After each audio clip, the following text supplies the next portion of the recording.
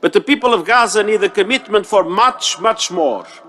A continuous delivery of aid to Gaza at the scale that is needed. And we are working non-stop with all parties that are relevant to make it happen.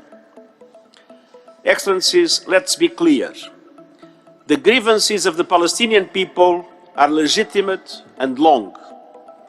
We cannot and must not ignore the wider context for these tragic events. The long-standing conflict and 56 years of occupation with no end in sight. But nothing can justify the reprehensible assault by Hamas that terrorized Israeli civilians. And those abhorrent attacks can never justify the collective punishment of the Palestinian people. Institutional humanitarian law, including the Geneva Conventions, must be upheld. And that includes protecting civilians and not attacking hospitals, schools and UN premises that are currently sheltering 500,000 people. Excellencies, our near-term goals must be clear. Immediate, unrestricted and sustained humanitarian aid for besieged civilians in Gaza.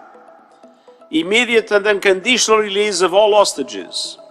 And immediate and dedicated efforts to prevent the spread of violence, which is increasing the risk of spillover. To advance all these efforts, I appeal for a humanitarian ceasefire now. Excellencies, our sustained collective efforts and resources have never been needed more.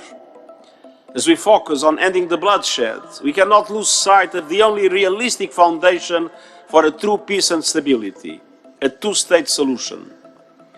Israelis must see their legitimate needs for security materialized, and Palestinians must see their legitimate aspirations for an independent state realized in line with United Nations resolutions, international law, and previous agreements.